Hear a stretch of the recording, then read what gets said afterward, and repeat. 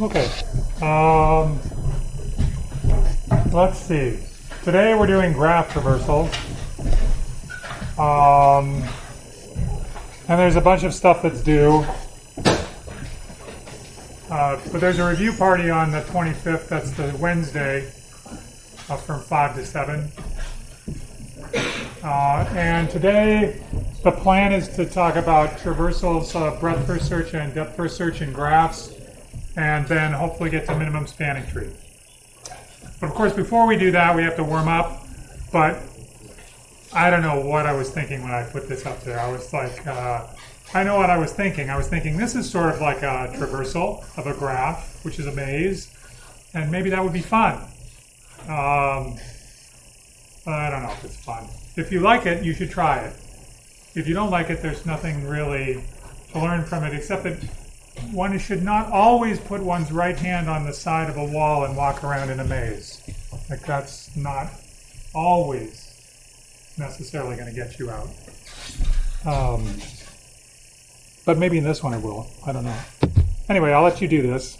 And just consider yourself to be warmed up.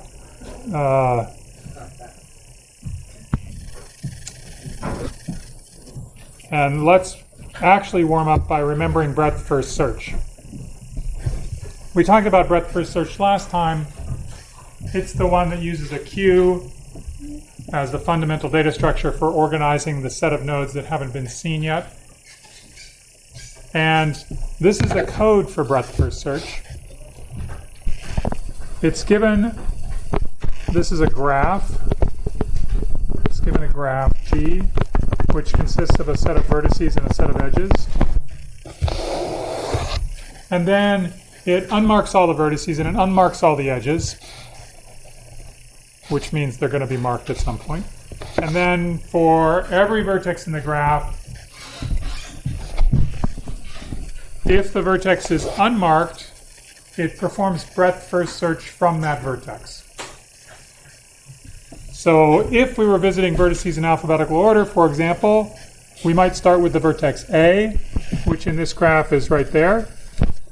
And what this code says is that when I call BreadthFirst Search at vertex A, I mark the vertex, and then I put it in the queue. And while the queue isn't empty, I pull something out. So in this case, there's only A, so I pull it out.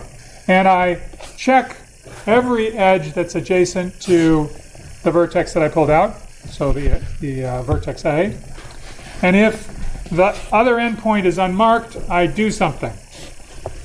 So in this case, nothing's marked. So what I do is I mark the edge from A to B, and I mark B, and I put B into the queue. And then I repeat that for every edge.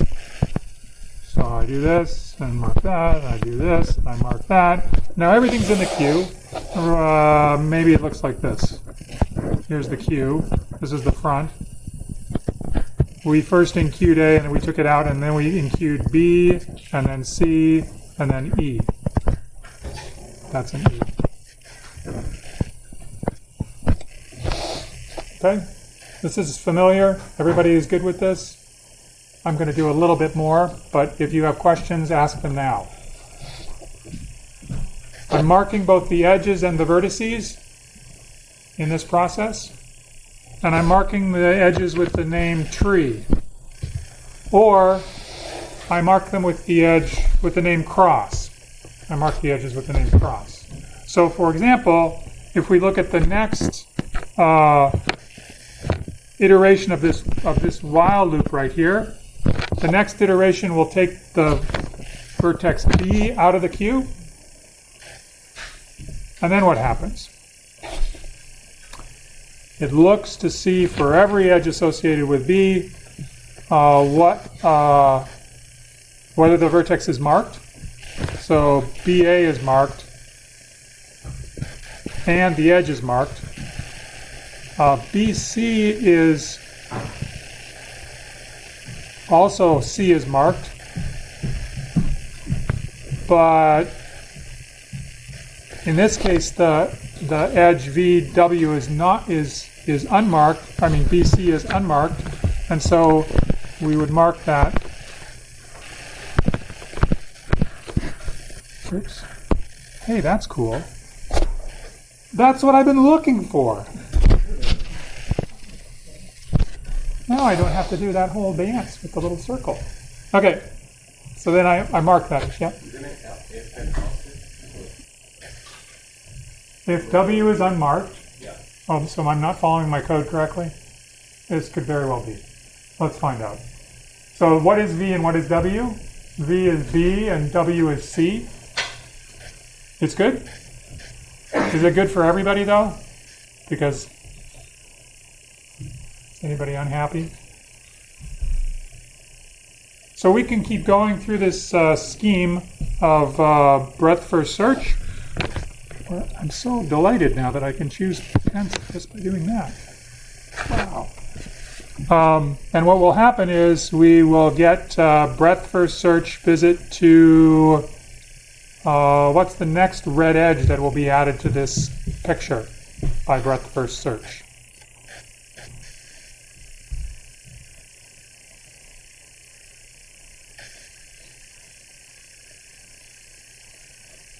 Yeah. BD. Great, I believe you.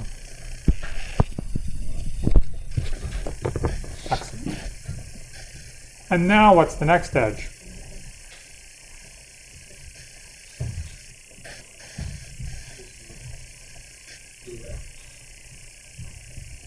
Oh yeah, there'll be some blue edges.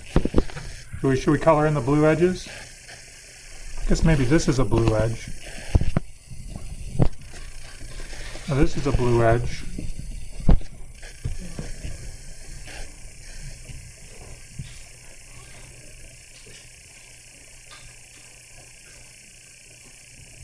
This is a blue edge. What's the next red edge?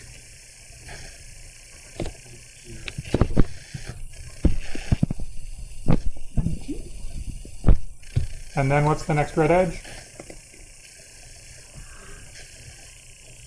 So let me just make sure we're on board here, right? I took C, well, I took B off of the Q, and I found D from B. I take C off of the Q and I find really nothing that I can add to the BreadthFirst Search. Then I take E off of the Q and I can put G into the Q.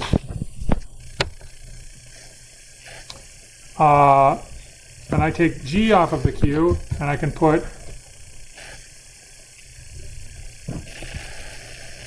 F and H into the Q.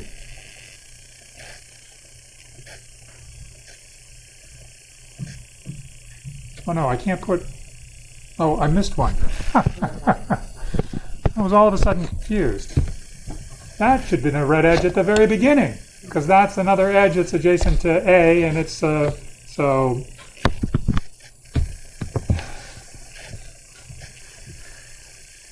I am not a computer. Anyway, miraculously I got this right in the before lunch, but in this class, no, it's not going to happen. Anyway, so we don't put F in, we just put H in, and so now we'll get the edge. What edge will we get? See, we're missing F here. So we have to back up a bit. So F is actually one of the edges that we're going to visit before we get to any of the edges that are put on by, for example, looking at B. So D is someplace down here. We put D in the queue after F. And C didn't put anything in the queue. And when we visited E, we are able to put in G. So this is good.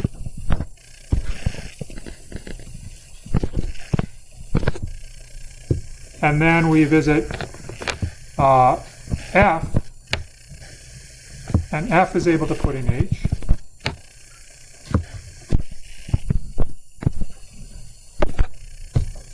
And then we're pretty much done with red edges. Yep. Sorry, to clarify, what's the representation for the red and the blue edges? red is a tree edge, and blue is a cross edge. And I was getting lazy and I didn't mark all the ones that are cross edges as cross edges, but now I'll do that.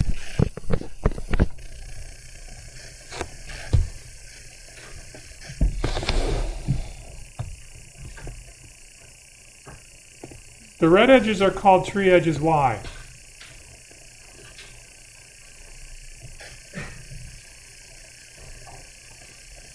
Because you called them tree edges. No, why did I call them tree edges? Yeah. How that physics cut through the graph? Nope. Doesn't have to do with how the edge cuts through the graph. Why are they called tree edges?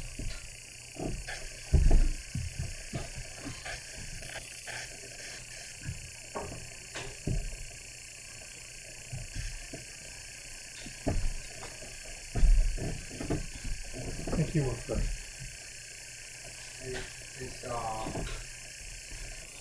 When we do DFS and then we mark those edges and like if we take those edges and like turn it to form and then those red edges become a tree. Ah, okay. The red edges form a tree. Rooted at A. Rooted at A. Excellent. Yeah, if we looked at the tree, we look at these red edges, there's no cycles in the red edges. There's no cycle that's formed with red edges. So the red edges form a tree. This is called the BreadthFirst Search tree of the graph. So this red thing is the BreadthFirst Search tree. And you can root it at the vertex A, the first vertex that was visited by the BreadthFirst Search. This call the BreadthFirst Search T at a vertex A. That will produce a tree associated with a vertex V, which is all of the vertices that you can reach from that vertex V, following edges of the graph. Okay, so this raises... Oh, did you have a question? Yes. Is it possible that you can have trees from before the Yes. You mean, is it possible to have a different BreadthFirst Search tree for a... Yeah, you have like two different DFS. You can. Okay. And that's why if I ask you to do a BreadthFirst Search tree on an exam, I will say something like, follow alphabetical order, or something like that, so that it's not the Wild West. Okay, so we do this BreadthFirst Search. We produce a BreadthFirst Search tree, which now we understand it's a tree because there are no cycles. Why are there no cycles?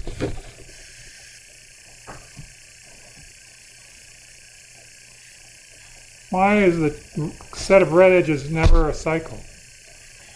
What's the check that's preventing us from adding an edge and making it red and making a cycle?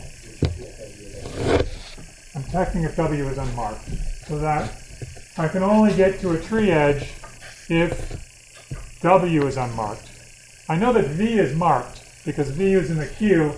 I pulled it out of the queue and everything in the queue is marked, but W is unmarked. And once I get it and create that edge, I mark W, and it's never the case that I would come back and create another edge into W. I might create an edge from W. In fact, I might create several edges from W, but I will never close a loop because that would be connecting a marked vertex with another marked vertex, and I never do that. So that check, the marked check, is the thing that's keeping cycles from being created. Okay, well that's good. So now I have a couple of questions.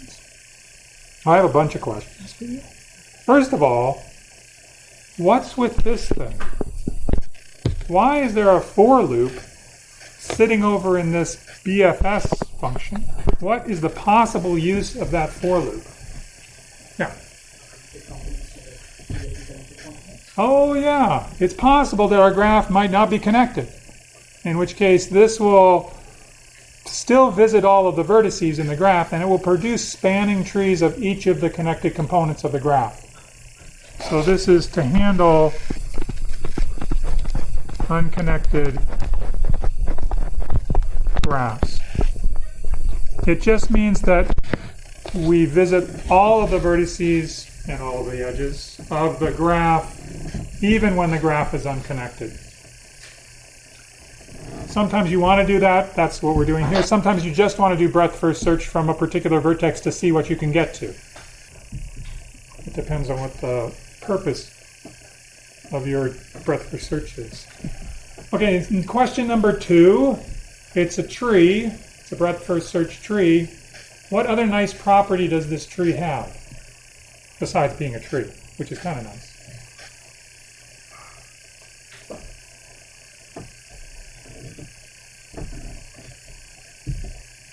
So it starts at, there's a root A, where we started. What property does this tree have? Yeah. Exactly right. So if I look at the sequence of edges that are in the tree from the node A, the root, to another vertex like D, that's the shortest path in terms of number of edges from A to D. It's 2 edges. That's the shortest number of edges you can use to get from A to D. And it's true for all of the vertices in the tree. All of the vertices that are discovered by breadth-first search, they're discovering them in essentially level order. But that's the way that breadth-first search works. It starts at a root, first finds everything that's 1 step away, then finds everything that's 2 steps away, then finds everything that's 3 steps away, and it's finding them in that sort of level order. So that the tree that's produced is the shortest way to get from the root to whatever node you're looking at. That's sometimes useful. Do you have any questions about this tree? Or about this breadth-first search? Because I have another one. A couple more. But I want to hear yours. No? Not curious? Not curious about the number of executions of the while loop? How many times is the while loop executed? We want to analyze the running time of this breadth-first search code. Can you tell me what the running time is?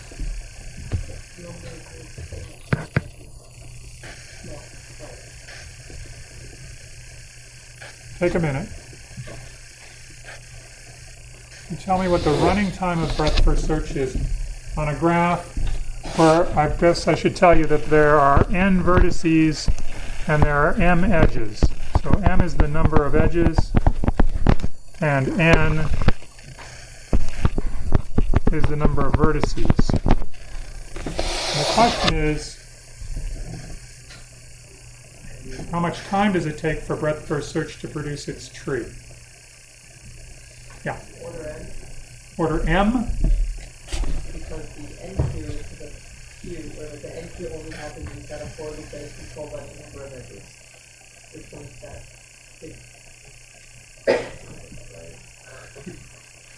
I don't know. This is your story. Go ahead. okay, no. The reason why I said it is because you're just including vertex, but the queue will only remain unempty so long as you manage to reach every single edge of the graph. So that's why. Because for each edge, if it is one, then it's NQ. This is why we only get so many NQs into number of edges of the graph. Do you NQ something on every edge? How many things are NQ'd in this process? How many times is something NQ'd in a graph with n vertices and m edges? How many people think it's n? How many people think it's m? The thing that's guarding your ability, guarding a node's ability to get into the queue is whether the node is marked or not. And so once it goes into the queue, it's marked. And it never goes in again. So the number of times we're going to put things into the queue, put nodes into the queue is at most n. Because every time we put one in, it's marked. It's never going to be put in if it's already marked. So we know that. But I like the way that you're thinking about this algorithm analysis. I like it a lot more than what we did at the beginning of this class. If you remember long ago, we counted steps. you remember that? It was dreadful. We went through for loops, we got summations, we did all this stuff. Now we're at the point where we can look at a piece of code and we can say, well, I see that it's doing this much work for every time it does this thing, like push an edge, like consider an edge and mark it, or put something into a queue, or do something to a structure. That's a much more sophisticated way of understanding an algorithm's running time than by just counting lines of code. And it also is better for your understanding of what the algorithm is doing. So anyway, I'm delighted about that. So maybe we can work a little bit more and figure out how much time this code takes as a function of the structure involved, the graph involved. Okay, so anybody have any other idea? Yeah. Okay, I'll write that down. Theta of n plus n. Why? Don't answer. Why? Does everybody know why?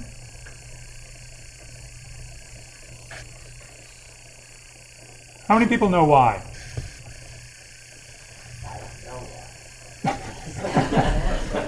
That's okay. A guess is okay, but if you guess that this is right, like you have an understanding of what's going on enough to guess that this is right, that's good. Okay, so I broke it down into two pieces because I thought it might be easier to see by breaking it down into two pieces, but I'm really delighted if you have this intuition about it right away. Maybe you're doing this breakdown in your head already. The way that I broke it down by looking at the executions of the while loop and the for loop, the control loops in the structure. So the while loop is the while loop that's pulling things out of the queue, and we know how many times is that triggered. At most n times, because that's the total number of things that could be in the queue. I mean, that's over the entire course of the algorithm, the number of things that are going to be occupied in the queue, occupying the queue is n. So the number of executions of the while loop is something like theta of n. How many executions of the for loop are there? Now, let me ask that question in a less ambiguous way. Actually, I'll just give you the option. So you can either tell me how many times the for loop executes when we're considering the vertex v. How many times does the for loop execute for the vertex v?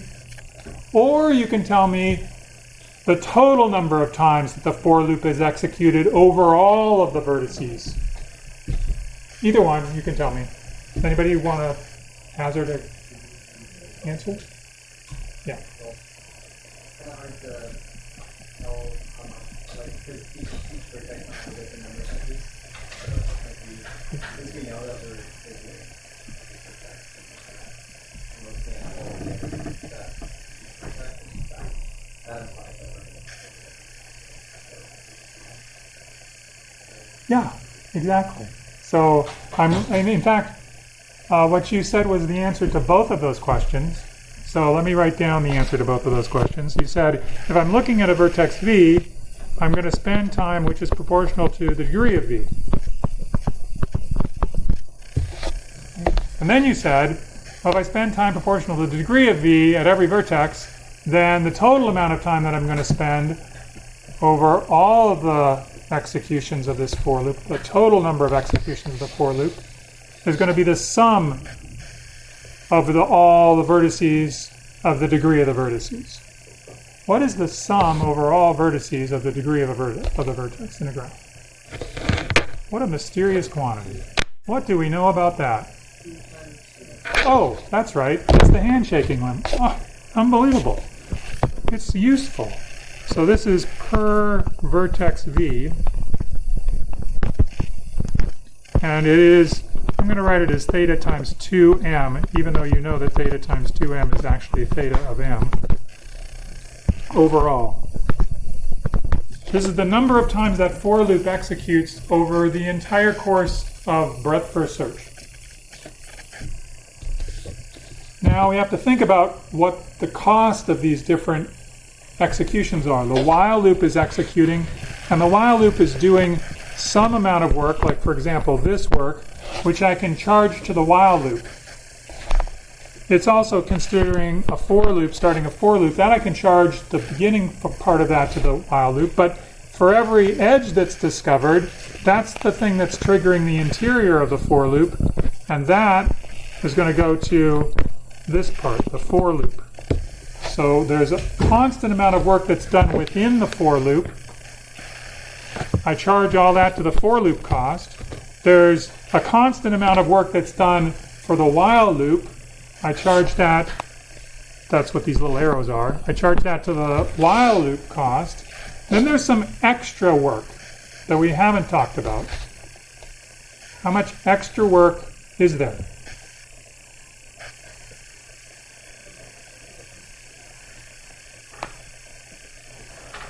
There's some lines I haven't put little marks by. This mark, this in Q, this for, this if. How much is all that? Over the entire course of the algorithm, how many times is that executed?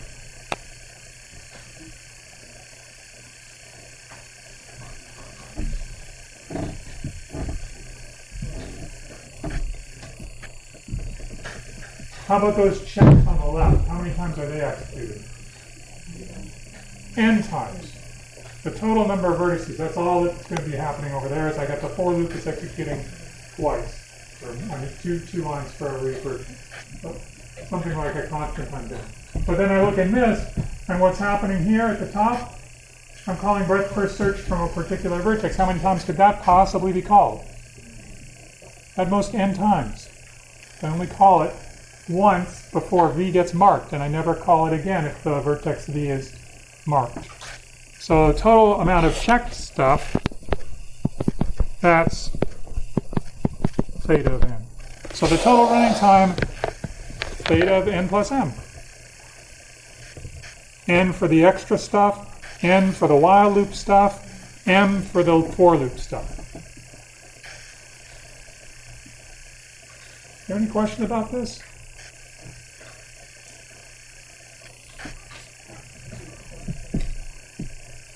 Okay, I have another question. Now this is the question to test your understanding of this. What's the running time if I use an adjacency matrix representation of the graph as opposed to an adjacency list?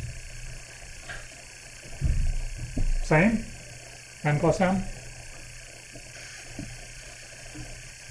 Different?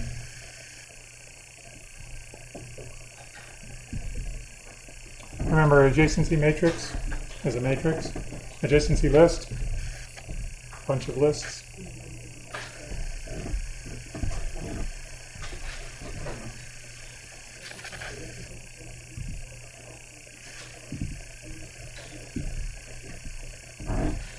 What's wrong with the analysis that I gave you?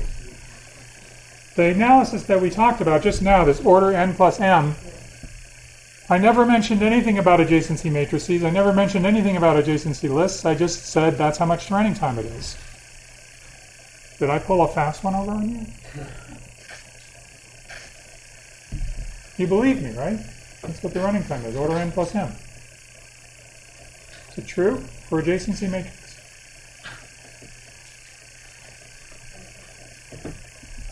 It's possible that I'm lying.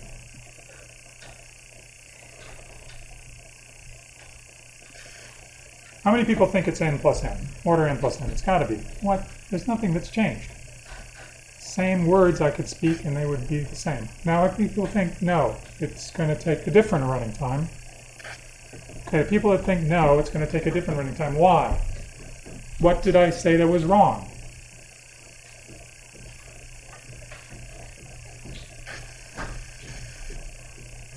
When we use an adjacency matrix, part was for each SDW, we're going to have to go through and minus one other vertices to check if there's that edge, and the running time for the entire thing will be theta n squared. Yeah, there was absolutely nothing wrong with what I said before. I'd just like to say that. The only thing that I didn't actually detail was how the for loop might not take constant time per adjacent edge. And that's the case with an adjacency matrix. In order to find the vertices that are adjacent to a particular vertex, in order to find them, you have to spend time walking down the row of an adjacency matrix and hitting a bunch of zeros which say, nope, I'm not an edge, keep going. Nope, I'm not an edge, keep going. And so you spend a linear amount of time just finding the vertices W that are adjacent to the vertex V. So this is theta of n squared, because that for loop all by itself is taking n squared time to execute. And I wrote this down so that I wouldn't write it down stupidly. The for loop requires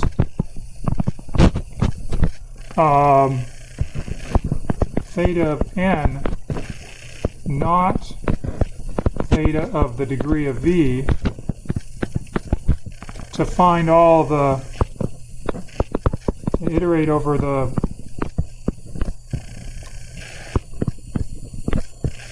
edges incident to v.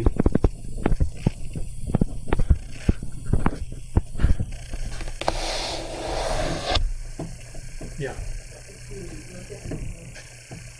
Did you also say that if you find no zero, so if you have a non-connected control, is that I can't think of it as a non-connected control because like you have a 4, would that mean it goes to the, what would be there?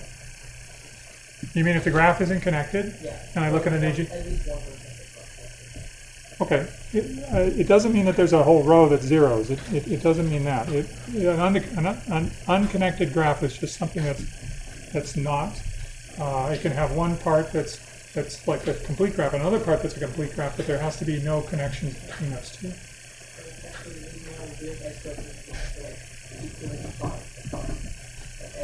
Yeah, you can't guess where the edges. The problem is the access time. Whereas what we saw before when we were looking at whether an adjacency matrix is a good representation, it is a great representation if you want to test whether an edge exists. It takes order 1 time. But if you want to iterate over all of the vertices that are adjacent to a particular vertex, sorry, that's going to take you n time. It's not going to take you the number of adjacent vertices time. Not the order between. Okay. Any question about this? BreadthFirst Search, order n plus m for an adjacency list representation, order n squared for an adjacency matrix representation. Why didn't I write order n squared plus m?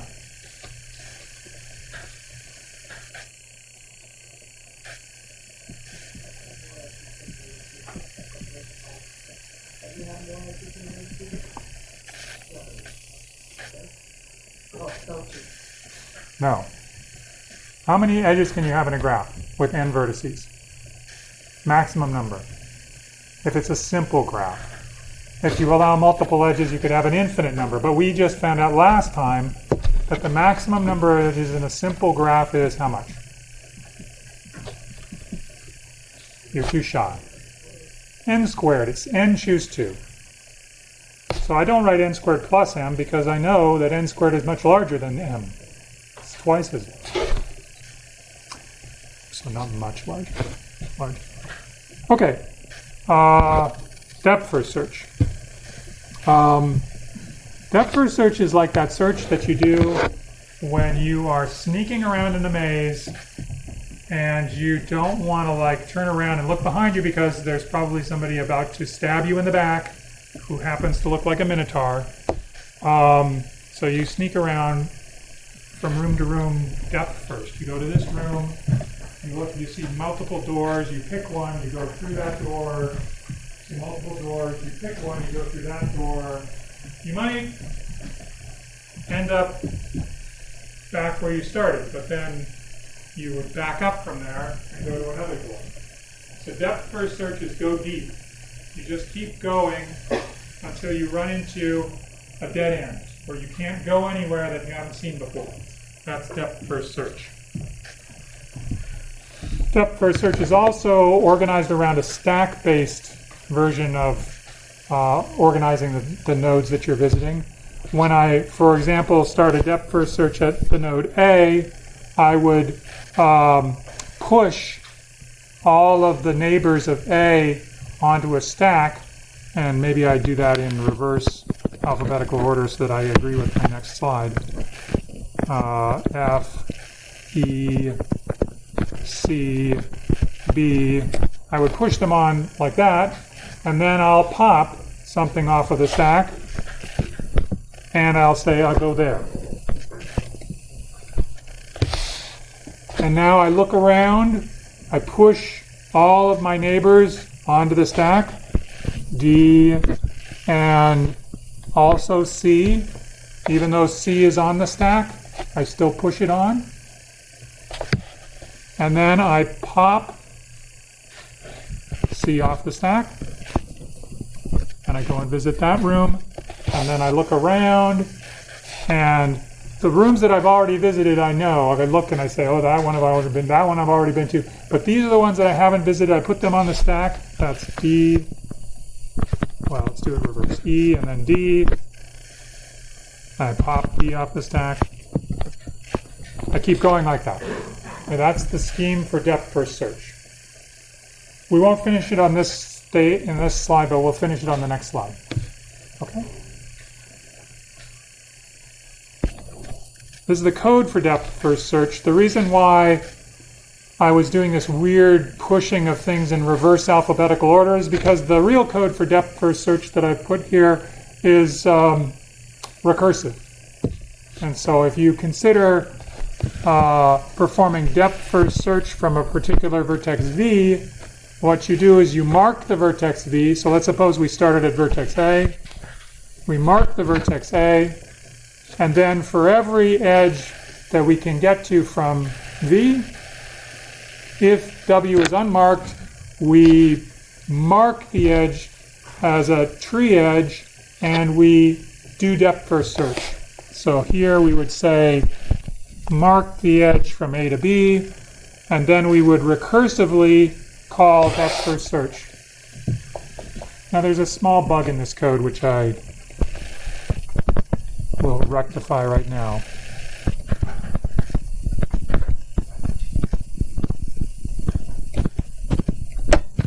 Sorry. Now when I recurse, I call DepthFirst Search again from the node B, and it says for all edges adjacent to it, like the edge A, if A is unmarked, well, it is marked, and then it checks if BW is not marked, then mark the edge as a back edge, but it's already marked. BW is already marked. And so then it'll go to this edge, and it'll mark the edge BC, and it'll recurse on C.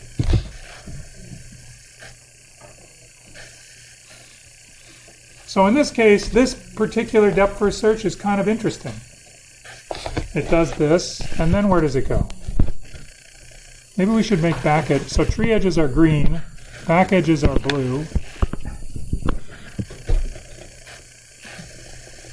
What happens when it visits the vertex C?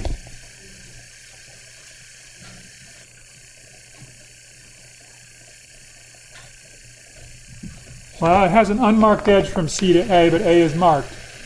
So this edge becomes a back edge.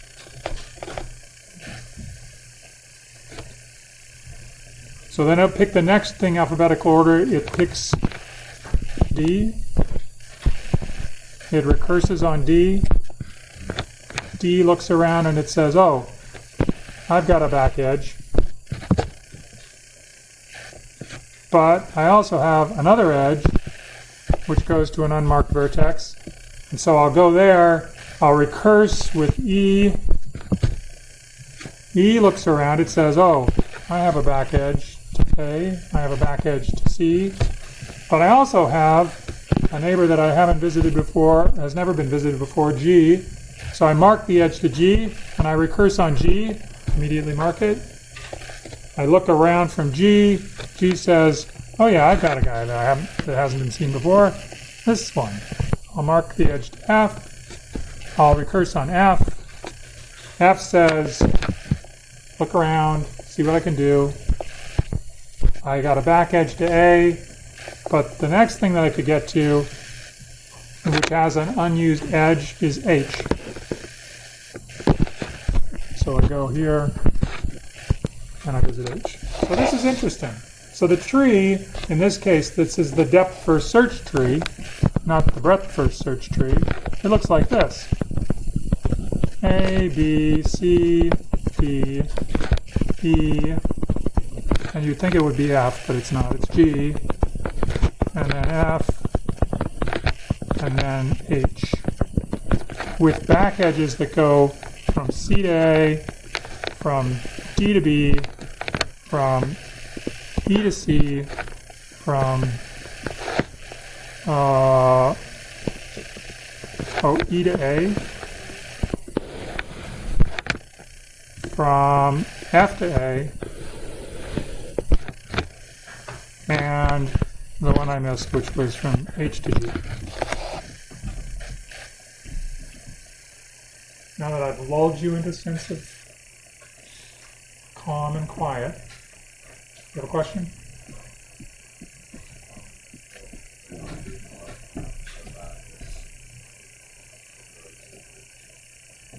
Well, I was visiting G, and G recursed on F, and then F recursed on H, and then H said, hey, I don't have anybody to go to that's new, but I've got a back edge that I can mark.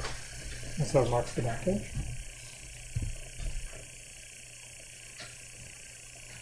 Okay, so my question is, for connected graphs, so this is a connected graph. For connected graphs, is the DepthFirst Search tree, the green tree here, is it always a path? This is a path because it's a sequence of edges that are connecting a sequence of vertices such that no vertex is visited twice. So this green thing is a path. Are DepthFirst Search trees of connected graphs always paths? Why didn't they call them DepthFirst Search paths? How many people think that they are always paths? How many people think that they're not always paths? So somehow the people that think that they are not always paths have the easier job in convincing us of that, right? Because all they have to do is come up with one graph for which the DepthFirst Search is not a path. That's all they have to do, come up with an example. Whereas the people that said, yes, they're always paths, they have to work a lot harder. They have to come up with a proof that says, no matter what graph you give me, as long as it's connected, I will get a path. Seems hardly fair to ask them to do that first, so let's ask the people that have the potential of having the short proof for an example. Yes. Oh. A, B, C, and start at B. Okay. If I start at B, B is sort of the root of the DepthFirst Search tree. And it says, I've got a neighbor that I can go to. Oh, our tree edges red. No, green. I can go to A, and then A looks around and says, I don't have any new edges to go. There's only one edge adjacent, and it's already been designated a tree edge from B. So the DepthFirst Search call at that point dies. Right? It returns to its caller. It finishes and goes back up to the caller. The caller was B.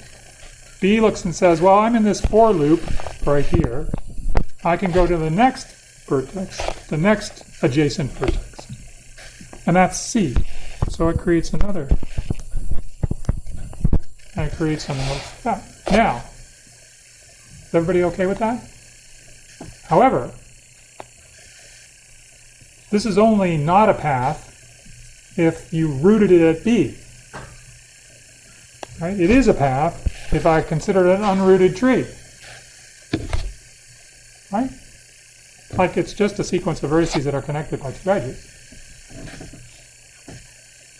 So, I mean, that's an example where you were thinking maybe the tree might not be, the rooted tree might not be a path, but it's not something which says that the unrooted tree is not a path. Is it possible that every depth-first search tree of a connected graph is, when I look at the unrooted version, a path?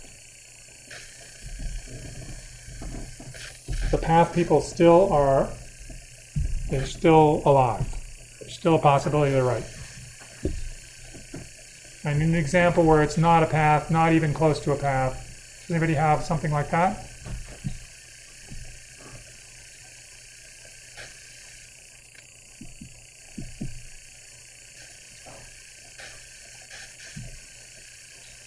Should we go to the people that have to prove that it's true? Or has somebody got an example where it's not true?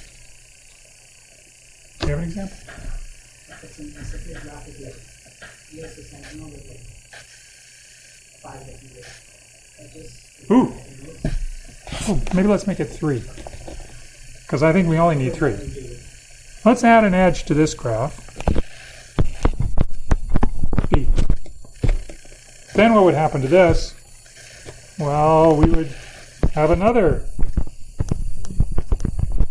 And that is not a path. So in fact, depth-first search trees can be quite complicated. They basically have a lot of branching when there's a node whose removal will disconnect the graph. And if I have a node, and there's a tree over here, and another tree over here, and another tree over here, and another tree over here, and there's no edges between them, like maybe this isn't even a tree, this is like some complicated, gnarly thing, then this, when I perform depth-first search on it, will produce a tree in which A has degree 4. So, not paths. Okay, holy cow. Look, I got to tell you the plan, because we have to all be on board with the plan. So here's the plan. The plan is that we get to Dijkstra's algorithm, shortest path algorithm. Between that here and there, we have to do Kruskal's algorithm for spanning trees. So we've got Kruskal's algorithm, that'll be tomorrow, no, Wednesday. And we've got Dijkstra's algorithm, that'll be Friday. That's what we have to do. It's in the contract. It's unnegotiable. So I just will speak very, very quickly. Which means we have to get through with traversals today. But this is another easy algorithm analysis now that you understand how to analyze algorithms based on structure. How many calls are we going to make to depth-first search? We only call depth-first search when the vertex is unmarked. And every time we call it, we mark the vertex. So the number of calls here is theta of n. How many times do we do this for loop? It's the same deal as what we saw with BreadthFirst Search. For loop is going to execute a number of times is proportional to the number of edges. So the for loop is also something like theta of m. Overall, this is in total. So even though there's a lot of stuff going on, there's recursion going on, and there's all of this crazy things going on, boy, that's a terrible green. The green looks a lot better on my screen, actually. But anyway, you're stuck with that one. Even though there's a lot of stuff going on, the total amount of work that's done is still n plus m. Again, for the adjacency list. For the adjacency matrix, we have a problem that we have to explore. For each edge, we have to explore the entire row. So for the adjacency matrix, again, we get theta of n squared. Okay, that's it. Next time, we'll start with spanning trees.